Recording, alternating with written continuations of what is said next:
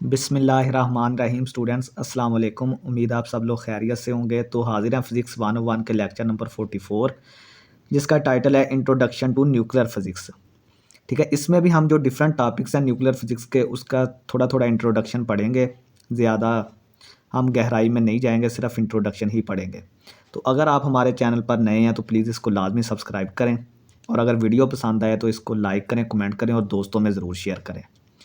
तो चलिए सबसे पहले इसकी डेफिनेशन पढ़ते हैं कि it is the branch of physics that deals with the study of atomic nucleus, its structure, properties, forces and reactions. तो ये फिज़िक्स की वो ब्रांच है जिसमें हम एटम का जो न्यूक्लियस है उसकी स्ट्रक्चर को स्टडी करते हैं, उसकी प्रॉपर्टीज़ क्या हैं वो स्टडी करते हैं, और वो इलेक्ट्रॉन्स पर कौन सी फोर्सेस लगाता है, रिपल्शन, अट्रैक्शन, इस तरह की जो फोर्सेस वो इलेक्ट्रॉन्स पर लगाता है उनके बारे में हम स्टडी करेंगे। और दूसरा जो फिशन रिएक्शन, फ्यूजन रिएक्शंस हैं उनके बारे में भी हम स्टडी करते हैं। सबसे पहले structure of nucleus. It is small dense central part of an atom that contains almost all of its mass. ये एक सबसे पहले तो आपने याद रखना है कि जो न्यूक्लियस है वो बहुत ही छोटा होता है, और दूसरा वो बहुत ही कसीफ होता है, डेंस यानी कि हैवी होता है, central part of an atom, और ये हर एटम का मरकज़ी हिस्सा होता है जिसमें जो एटम का पूरा मास है ना जो होता है वो तकरीबन इसी पर मरकूज़ होता है। सारा मास इसी न्यूक्लियस पर ही एक्ट कर रहा होता है, उसी पर मरकूज़ होता है, क्योंकि बाकी ज़्यादातर एटम का हिस्सा खाली होता है, तो ज़्यादातर जो मास होता है वो न्यूक्लियस पर ही मरकूज़ होता है।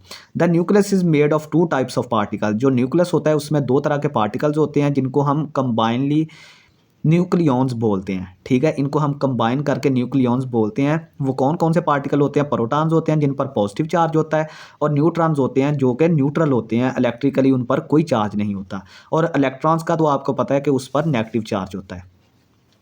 सबसे पहले प्रोटॉन का जो मास है वो 1.672 इंटू 10⁻⁻27 kg, और इस पर जो चार्ज होता है वो 1.6 इंटू 10⁻⁻19 कूलम के बराबर होता है। न्यूट्रॉन्स का जो मास होता है वो तकरीबन बराबर होता है प्रोटॉन के, लेकिन वो कितना होता है 1.675 इंटू 10⁻⁻27 kg, और ये चार्ज इस पर ज़ीरो होता है, क्योंकि आपको बताया कि जो न्यूट्रॉन्स होते हैं वो इलेक्ट्रिकली न्यूट्रल पार्टिकल्स होते हैं। इलेक्ट्रॉन हमारे पास इसका मास होता है 9.109 इंटू 10⁻⁻34 kg, और इस पर जो चार्ज होता है वो अपोजिट टू द प्रोटॉन होता है, लेकिन दोनों चार्ज बराबर होते हैं, लेकिन एक पर पॉजिटिव चार्ज होता है और एक पर नेगेटिव। तो ये देखें कि इस पर पॉजिटिव 1.6 था, और इस पर -1.6 इंटू 10⁻⁻19 कूलम के बराबर आ गया। अब हम न्यूक्लियर फिजिक्स में जो यूनिट्स को इस्तेमाल करते हैं उनको थोड़ा सा देख लेते हैं। कि हम जानते हैं कि जो मास एनर्जी इक्वेशन है फेमस आइंस्टाइन की, वो बराबर होती है E = mc²। तो यहाँ से हमने m की वैल्यू निकाली, वो हमारे पास E/c² आ गया। तो मास जो है वो उसको हम लिख सकते हैं मास।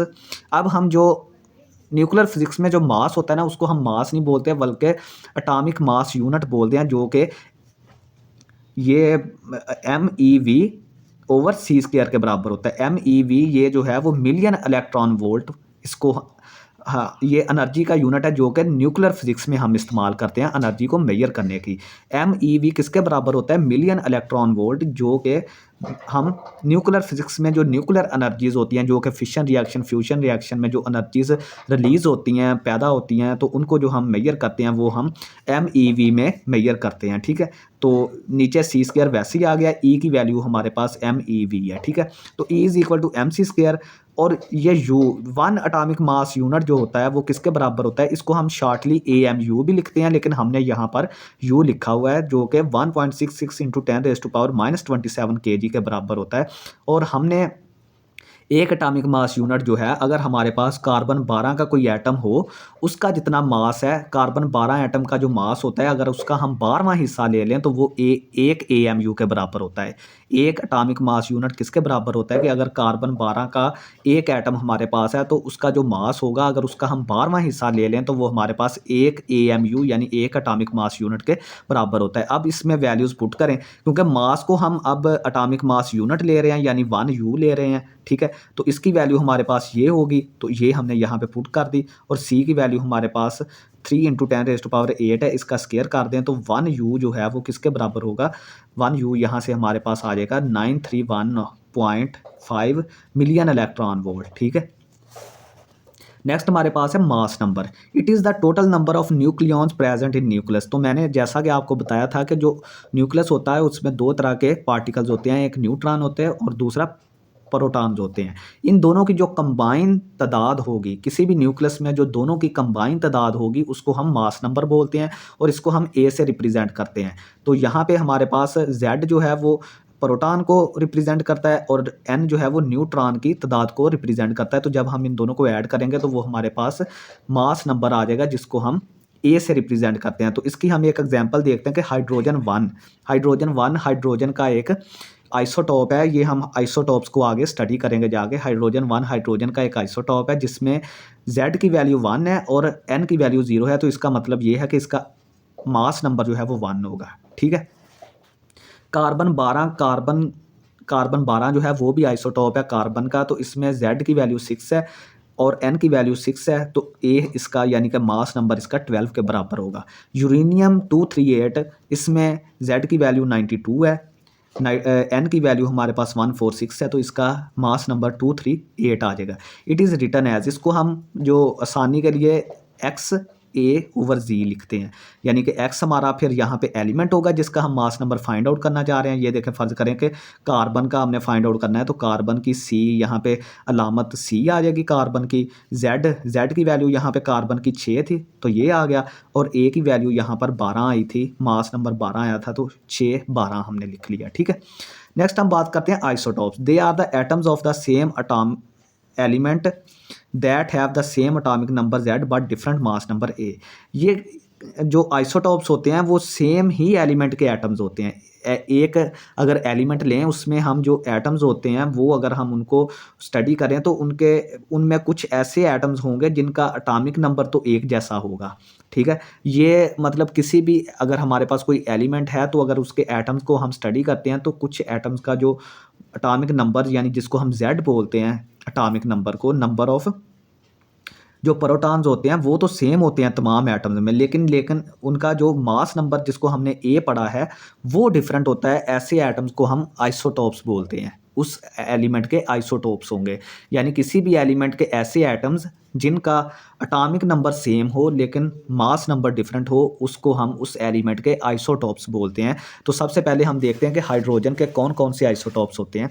हाइड्रोजन के 3 आइसोटॉप्स होते हैं जिसमें प्रोटियम, सबसे पहले प्रोटियम होता है जिसको हाइड्रोजन 1 बोलते हैं। इसमें प्रोटॉन 1 होता है और न्यूट्रॉन 0 होता है। इसका मतलब ये है कि प्रोटॉन 1 है और न्यूट्रॉन 0 है। तो इसका मतलब ये हुआ कि इसका अटॉमिक जो मास नंबर होगा वो 1 होगा, यानी वो दोनों को जमा करके आता है ना, 1 + 0 मास नंबर इसका 1 आ गया। तो देखें इसका Z और मास नंबर दोनों सेम है तो ये आइसोटॉप बन गया। नेक्स्ट हमारे पास है ड्यूटोरियम। ड्यूटोरियम को हाइड्रोजन 2 लिखते हैं। इसमें प्रोटॉन की तादाद 1 है, न्यूट्रॉन की तादाद 1 है। तो इसका मतलब मास नंबर दोनों को जमा करके आएगा तो मास नंबर हमारा 2 आ गया। तो देखें कि यहाँ पर हमारे जो प्रोटॉन और न्यूट्रॉन जो हैं वो हमारे सेम आ गए, ठीक है। तो ये आप देखें कि यहाँ पर प्रोटॉन यानी कि Z जो है जिसको हम अटॉमिक नंबर बोलते हैं, अटॉमिक नंबर हम नंबर ऑफ प्रोटॉन्स को बोलते हैं, ठीक है। या आपने याद रखना है जिसको Z से रिप्रेजेंट करते हैं। तो प्रोटॉन इसमें भी 1 है और प्रोटॉन इसमें भी 1 है, लेकिन देखेंगे दोनों का मास जो है वो मास नंबर चेंज हो गया। इसका मास नंबर 1 है और इसका मास नंबर 2 है। और यही हम डेफिनेशन में पढ़ के आए हैं कि उनमें प्रोटॉन्स की तादाद तो सेम रहेगी आइसोटॉप में, लेकिन जो मास नंबर होगा वो डिफरेंट हो जाएगा, ठीक है। मास नंबर यहाँ पे 1 है, यहाँ पे 2 है, लेकिन प्रोटॉन की तादाद जिसको अटॉमिक नंबर बोलते हैं वो दोनों सेम है, ये भी 1 है और ये भी 1 है। नेक्स्ट इसका जो तीसरा आइसोटॉप है, हाइड्रोजन के 3 आइसोटॉप होते हैं, तीसरा आइसोटॉप इसका ट्रिटियम है जिसको हाइड्रोजन 3 बोलते हैं। इसमें भी देखें कि प्रोटॉन तो 1 है, न्यूट्रॉन 2 हैं। जब इनको ऐड किया तो मास नंबर इसका 3 बन गया। देखें कि प्रोटॉन की तादाद तो 1 है लेकिन मास नंबर इसका 3 हो गया। तीनों का देखें कि अगर आप अब तीनों को ऑब्जर्व करें, तीनों में प्रोटॉन की तादाद 1 है जिसको अटॉमिक नंबर बोलते हैं, वो हमारा तीनों में सेम हो गया। लेकिन मास नंबर पहले का 1 था, दूसरे का 2, फिर तीसरे का 3, तीनों का डिफरेंट है। तो इसका मतलब मास मास नंबर तीनों का डिफरेंट है तो ये हाइड्रोजन के आइसोटॉप बन गए। इसी तरह कार्बन के आइसोटॉप्स भी 3 होते हैं, कार्बन 12, कार्बन 13, कार्बन 14। ठीक है, देखेंगे तीनों में प्रोटॉन की तादाद 6 6 6, तीनों में प्रोटॉन की तादाद 6 है। न्यूट्रॉन्स डिफरेंट है, देखें न्यूट्रॉन 6 7 8 है। जब न्यूट्रॉन्स डिफरेंट हो गए तो इनका एटॉमिक साइज जो हमारा मास नंबर होगा वो भी डिफरेंट हो जाएगा। ये देखें, एक का 12, एक का 13, एक का 14, तो ये कार्बन के आइसोटॉप बन गए। ये पहला आइसोटॉप जो होता है वो स्टेबल होता है, दूसरा भी स्टेबल होता है और तीसरा जो है वो बहुत ज़्यादा रेडियो एक्टिव होता है। ठीक है, नेक्स्ट हम पढ़ते हैं कि न्यूक्लियस के साइज़ के बारे में, कि न्यूक्लियस का साइज़ जो है वो कितना होता है। It is found that volume of a nucleus is proportional to mass number A. हमने ये चीज़ पढ़ी है कि जो न्यूक्लियस है उसका जो साइज़ होगा ना, जो वॉल्यूम होगा, क्योंकि न्यूक्लियस जो है वो स्फीयर शेप का है तो ज़ाहिर बात है उसका वॉल्यूम होगा। तो स्फीयर शेप का है तो वॉल्यूम होगा, तो हमने ये चीज़ पढ़ी है कि जितना ज़्यादा उसका मास नंबर होगा, यानी कि जितना ज़्यादा उसमें प्रोटॉन्स और न्यूट्रॉन्स, क्योंकि न्यूक्लियस प्रोटॉन और न्यूट्रॉन से मिलकर बना होता है ना, तो जितने ज़्यादा उसमें वो होंगे उतना ज़्यादा उसका वॉल्यूम होगा। तो जो न्यूक्लियस है उसका वॉल्यूम किस पे डिपेंड करता है? मास नंबर पे डिपेंड करता है। और मास नंबर हमने पढ़ा है कि ये प्रोटॉन और न्यूट्रॉन की तादाद को ऐड करके हमें मिलता है। तो लेट करें कि अगर रेडियस न्यूक्लियस का आर है, अगर फ़र्ज़ करें कि जो न्यूक्लियस का रेडियस है वो आर है, then its volume is directly proportional to mass number. तो हमने ये चीज़ ऊपर पढ़ के आए हैं कि जो वॉल्यूम है वो डायरेक्टली प्रोपोर्शनल है, यानी कि जितना ज़्यादा मास नंबर होगा उतना ज़्यादा वॉल्यूम होगा। ठीक है, तो वॉल्यूम स्फीयर का वॉल्यूम का फार्मूला होता है 4/3 पाई आर की पावर 3। ठीक है, ये स्फीयर का वॉल्यूम का फार्मूला होता है। ठीक है, तो वॉल्यूम की जगह पे हमने उसका फार्मूला लिख दिया, मास नंबर की जगह पे हमने ए लिख दिया। अब 4/3 पाई जो है वो कांस्टेंट है, ये तो चेंज नहीं होगा ना, तो इसका मतलब ये है कि इसको आप साइड पे कर सकते हैं, ये कांस्टेंट है। और जो आर जो है, आर की पावर 3 किस पे डिपेंड करेगा? वो हमारा ए पे डिपेंड करेगा। ठीक है, यानी ये चीज़ तो 4/3 और पाई दोनों कांस्टेंट है और ये चीज़ वेरिएबल है, यानी कि ए के चेंज होने से हमारा आर चेंज होगा, तो आर की पावर 3 जो है वो डायरेक्टली प्रोपोर्शनल टू ए होगा। तो यहाँ से आप क्या करें, ये आर की हमने रेडियस फाइंड आउट करना है न्यूक्लियस का, तो आर की पावर 3 है तो दोनों तरफ 1/3 पावर ले लें। ठीक है, ये 3 1/3 से कट जाएगा। ठीक है, यानी देखें कि इधर भी 1/3 पावर ले लें और इधर भी 1/3 पावर ले लें, तो ये 3 1/3 से कट जाएगा, तो यहाँ पे आर आ जाएगा और यहाँ पे 1/3 पावर रह जाएगी। तो R is equal to R naught A की पावर 1/3। अब हमने ये कांस्टेंट प्रोपोर्शनैलिटी को ख़त्म करने के लिए एक कांस्टेंट लगाते हैं, तो वो हमने आर नॉट लगा दिया। आर नॉट को हम कांस्टेंट बोलते हैं और इसकी वैल्यू आर नॉट जो है वो 1.2 फर्मी के बराबर होती है। ठीक है, ये फर्मी भी एक यूनिट है जो कि न्यूक्लियर फिजिक्स में इस्तेमाल होता है। ठीक है, आर नॉट किसके बराबर होता है? 1.2 फर्मी के बराबर होता है। तो यहाँ से आर नॉट जो है वो अगर मीटर में हमने चेंज करना है, आर नॉट की अगर मीटर में वैल्यू लेनी है तो 1.2 इंटू 10⁻⁻15 मीटर आ जाएगी। ठीक है, तो ये हमारे पास ये जो फार्मूला है ये न्यूक्लियस के रेडियस का फार्मूला है। ठीक है, ये न्यूक्लियस के रेडियस का फार्मूला है। नेक्स्ट हम बात करते हैं न्यूक्लियर डेंसिटी, यानी कि न्यूक्लियस डेंस कितना है, सख्त कितना है, उसकी डेंसिटी क्या है। Nucleus has very high density. तो मैंने आपको शुरू में बताया था कि न्यूक्लियस की डेंसिटी बहुत ज़्यादा होती है और डेंसिटी का हमने पढ़ा है कि ये मास और वॉल्यूम की रेशो होती है। डेंसिटी का फार्मूला आपने पढ़ा था ना, मास ओवर वॉल्यूम। तो डेंसिटी जो होती है वो मास ओवर वॉल्यूम के बराबर होती है। Let M be the average mass of nucleon, then total number of nucleons is. अगर हम लेट कर लें कि जो एवरेज मास है न्यूक्लियन, क्योंकि जो न्यूक्लियस है वो प्रोटॉन और न्यूट्रॉन से, जिनको हम न्यूक्लियन बोलते हैं, उनसे मिलकर बना होता है। अगर हम लेट कर लें कि उनका एवरेज मास स्मॉल एम है, तो जो न्यूक्लियस का साइज, जो न्यूक्लियस का मास होगा उसको हमने कैपिटल एम बोल दिया। तो फिर वो कैपिटल एम किसके बराबर होगा? एम इंटू ए के बराबर, क्योंकि जो एवरेज मास है वो एम है और ए यहाँ पे मास नंबर है। ठीक है, क्योंकि ये मास नंबर ही किसी एक पार्टिकल का हमने मास m ले लिया और उसको मल्टीप्लाई कर दिया a के साथ। a हमारा मास नंबर है जिसमें टोटल पार्टिकल्स होते हैं, न्यूट्रॉन और प्रोटॉन दोनों। ठीक है, तो हमने जब टोटल मास निकालना है एटम का, तो हम एक पार्टिकल के मास जिसको हमने m बोला है वो मल्टीप्लाई कर देंगे a के साथ, जो कि सारे पार्टिकल्स की तादाद है हमारे पास। तो डेंसिटी हमारे पास मास ओवर वॉल्यूम होती है, तो m की वैल्यू हमारे पास एम ए, वॉल्यूम की वैल्यू हम पीछे पढ़ के आए हैं, ये आ गई। तो यहाँ से हमारे पास क्या आ जाएगा? 3 ऊपर चला जाएगा, 3ma 4 पाई आर की वैल्यू ये देखें, आर की वैल्यू ये वाली लेनी है। ठीक है, आर की वैल्यू ये वाली उठाकर आप यहाँ पे पुट करें आर की वैल्यू। ठीक है, तो इसकी पावर 3 है। आर की वैल्यू ये देखें ना, ये आर की वैल्यू आर नॉट ए की पावर 1/3, फिर इसकी पावर 3 है। तो ये देखें हमने 3 भी कर लिया, ये 3 कट गया। ए के ऊपर से हमारा ए जो है ए के ऊपर से 1/3 कट गया, लेकिन आर नॉट के ऊपर 3 आ जाएगा क्योंकि इस पर 1/3 नहीं है ना, तो ये पावर जो है इस पे भी जाएगी और इस पे भी जाएगी, ठीक है। तो आर नॉट के पावर 3 रह जाएगी और इस पर जब जाएगी तो ये कट जाएगा, और जब ए बचेगा तो ए यहाँ से ए से कट जाएगा, तो 3m/4 पाई आर नॉट की पावर 3। जब आप इसमें वैल्यूज़ पुट करेंगे, मास 4, पाई की वैल्यू, आर नॉट की वैल्यू, तो डेंसिटी हमारे पास इसके बराबर आ जाएगी 2.29 × 10⁻⁷ 7 kg मीटर क्यूब, ठीक है। ये आपने MCQs के हवाले से भी याद रखनी है। नेक्स्ट हमारे पास है nuclear force. It is the force that binds neutrons and protons together inside nucleus.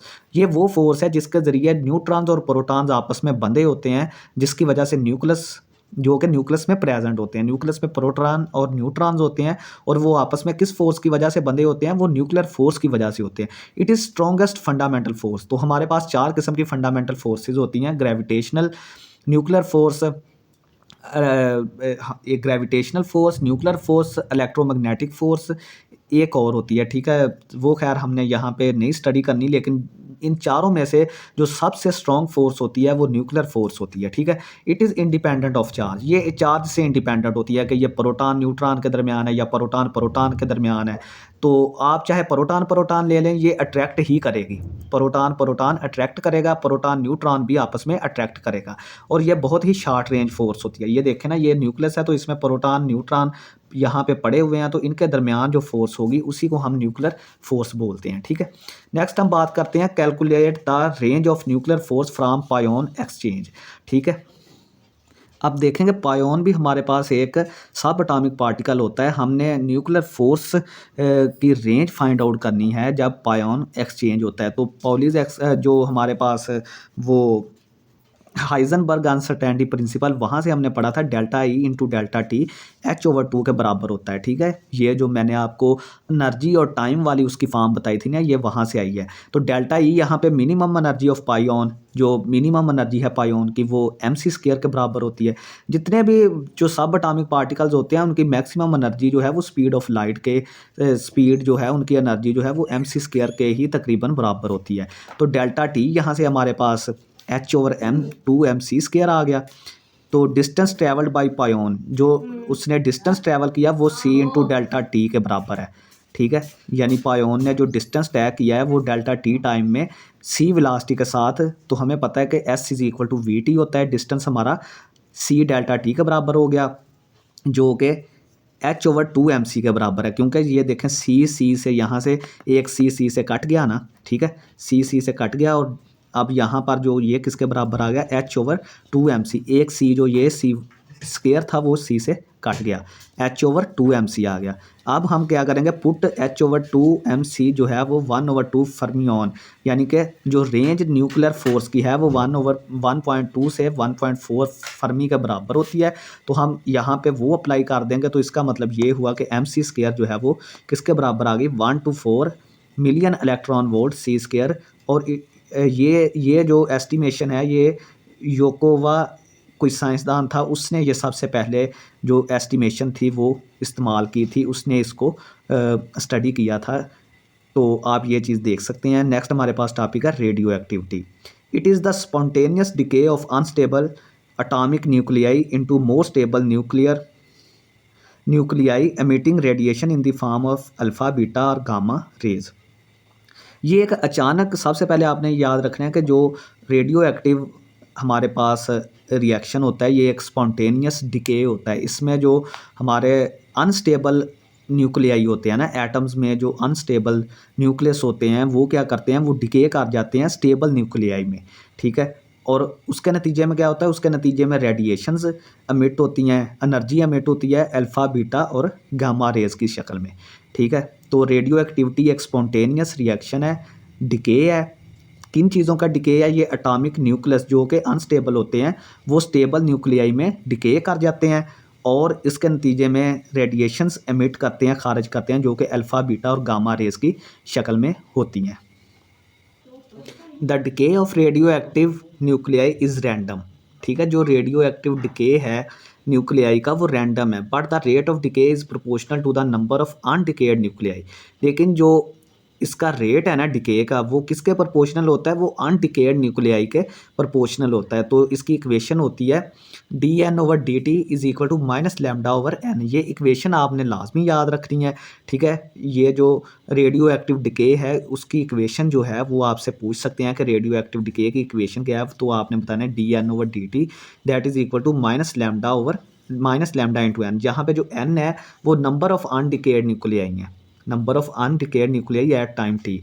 ये उन न्यूक्लियाई के नंबर हैं जो कि डिके नहीं हुए। एन जो है यहाँ पे नंबर ऑफ अनडिकेड न्यूक्लियाई हैं एट टाइम टी। लैम्डा यहाँ पे डिके कांस्टेंट है, लैम्डा को हम डिके कांस्टेंट बोलते हैं। Probability of decay per unit time, ठीक है। तो ये किसके बराबर है, D N over D T rate of decay के। और इस इक्वेशन का अगर सोल्यूशन आपसे पूछें तो वो होता है N of T is equal to N naught E की पावर माइनस लैम्डा टी के बराबर, ठीक है। ये 2-3 इक्वेशंस आपने याद रखनी है जो कि एमसीक्यूज़ के हवाले से बहुत इंपॉर्टेंट हैं, ठीक है। डिके रेट, ठीक है, और एन यहाँ पे क्या है, लैम्डा यहाँ पे क्या है, ठीक है। और इस इक्वेशन का सलूशन ये आपने लाजमी याद रखना है, ये सलूशन है इसका। नेक्स्ट हमारे पास टॉपिक है हाफ लाइफ। ये आपको मैं इजी वर्डिंग में बता दूं कि अगर आपके पास किसी भी एलिमेंट की जो अमाउंट है एट टाइम टी, अगर किसी भी पर्टिकुलर टाइम पर अगर आपने फ़र्ज़ करें कि किसी एलिमेंट का जो मास लिया था वो 100 mg है, मींस के अगर आपने कार्बन का जो एलिमेंट है उसका मास आपने 100 ग्राम ले लिया फ़र्ज़ करें, ठीक है। तो आप हाफ़ लाइफ क्या बोलेंगे, हाफ़ लाइफ किसको बोलेंगे कि कितने टाइम के बाद वो आधा रह जाएगा। वो जो टाइम होगा ना उसको हम उस एलिमेंट की हाफ़ लाइफ बोलेंगे। यानी कि रेडियो एक्टिव डिके जो होता है, जब रेडियो एक्टिव डिके होता है, कोई भी एलिमेंट डिके करता है तो वो ज़ाहिर बात है कोई ना कोई टाइम लेगा, ठीक है। तो हमने वो टाइम बताना होता है जिसके बाद उस जो एलिमेंट की जो हमने अमाउंट ली हुई है वो आधी रह जाए। फॉर एग्ज़ाम्पल मैंने आपको जो मिसाल दिया कि अगर हमने किसी एलिमेंट की 100 ग्राम जो है वो अमाउंट ली है किसी टाइम टी पर, तो हमने हाफ़ लाइफ वो टाइम होगा जिसके बाद उसकी जो अमाउंट है वो आधी रह जाएगी। तो इसको हम रिप्रेजेंट करते हैं टी 1/2 से। Is the time required for half of the radioactive nuclei in a sample to decay. ये वही चीज़ मैंने बताई है कि अगर किसी सैम्पल, कोई आप एलिमेंट का सैम्पल लेते हैं, उसकी आपने कोई अमाउंट ले ली है टाइम टी पर, तो जिस टाइम के बाद रेडियो एक्टिव डिके होने के बाद, रेडियो एक्टिव डिके होता रहेगा, लाजमी बात है, टाइम के साथ साथ जो रेडियो एक्टिव डिके है वो होता रहेगा। तो आपने वो टाइम बताना होता है जिसके बाद उस जो सब्सटेंस की जो अमाउंट है वो आधी रह जाए, फिर हम बोलेंगे कि ये टाइम उसका हाफ लाइफ है, ठीक है। मैथमेटिकली इसको हम लिखते हैं T into 1/2 that is equal to 0.693 over lambda. ये इसका फार्मूला है, ये आपने याद रखना है, ठीक है। आफ्टर वन हाफ लाइफ, ठीक है। अगर हमारे पास फ़र्ज़ करें कि हमने किसी अमाउंट जो सब्सटेंस लिया, जो एलिमेंट लिया, उसकी हमने एन नाट कोई अमाउंट ली है, शुरू में हमने उसकी अमाउंट कितनी ली है, एन नाट ली है जो शुरू में ली है। तो पहली जब हाफ़ लाइफ गुजरेगी, यानी कि जब उसको हम फर्स्ट हाफ लाइफ उसको जब देखेंगे तो फर्स्ट हाफ लाइफ के बाद उसका आधा रह जाएगा, एन नाट बटा 2 रह जाएगा, ठीक है। एन नाट बटा 2 रह जाएगा पहली हाफ लाइफ, क्योंकि उसमें हर हाफ लाइफ के बाद उसकी जो अमाउंट है वो आधी रहती जाएगी, ठीक है। जो दूसरी हाफ लाइफ जब गुजरेगी तो एन नाट बटा 2 का मज़ीद 1/2 गिर जाएगा। यानी कि पहले उसकी एन नाट थी, फिर फर्स्ट हाफ लाइफ के बाद उसकी एन नाट ओवर 2 आ गई, फिर जब दूसरी हाफ लाइफ आई तो इसका इस चीज़ का भी आधा रह गया। तो ये देखें एन नाट ओवर 2, इसका भी आधा रह गया, तो ये एन नाट ओवर 4 और सो ऑन चलता जाएगा ये, ठीक है। नेक्स्ट हमारे पास कुछ टिपिकल वैल्यूज़ हैं, ये आपने हाफ़ लाइफ की याद रखनी है एमसीक्यूज़ के हवाले से।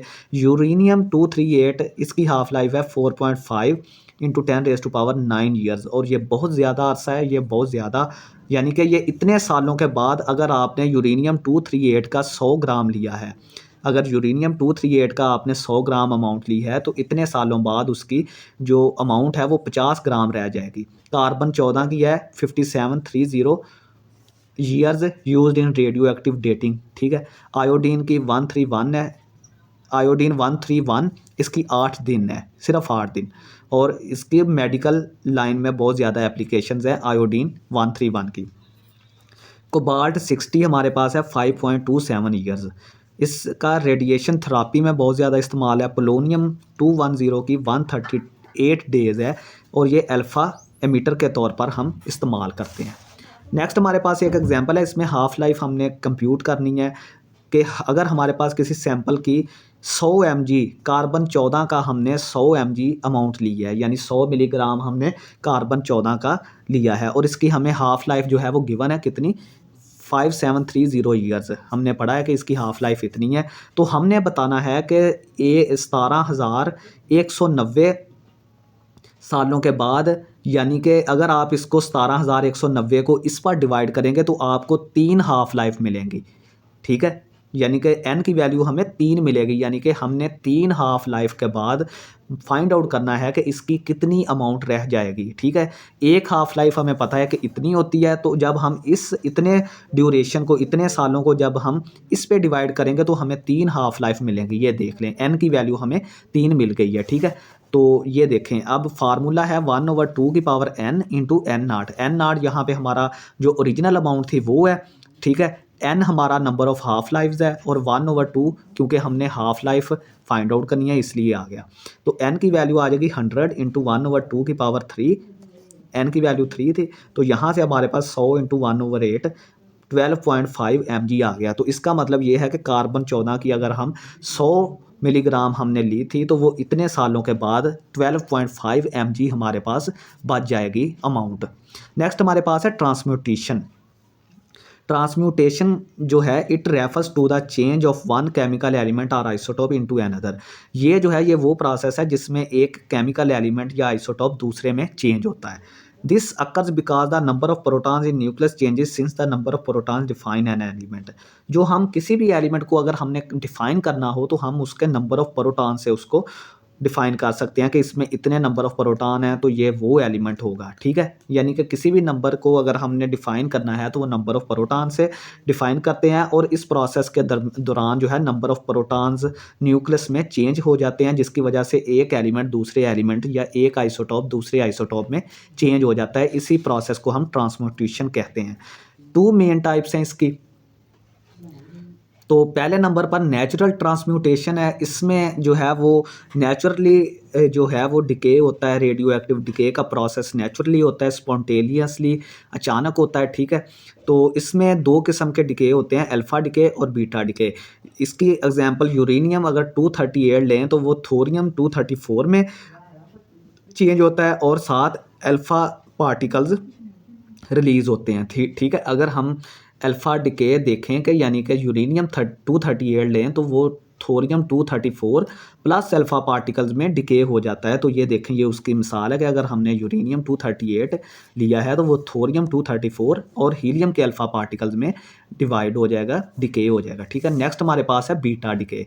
बीटा डिके के लिए हमने कार्बन 14 को अगर लिया है तो ये नाइट्रोजन 14 और बीटा पार्टिकल्स में डिके हो जाएगा। तो ये देखें, कार्बन 14 तो नाइट्रोजन 14 और इलेक्ट्रॉन और ये जो है हमारे पास एनर्जी हमारे पास रिलीज़ होगी। नेक्स्ट हमारे पास है आर्टिफिशियल ट्रांसम्यूटेशन।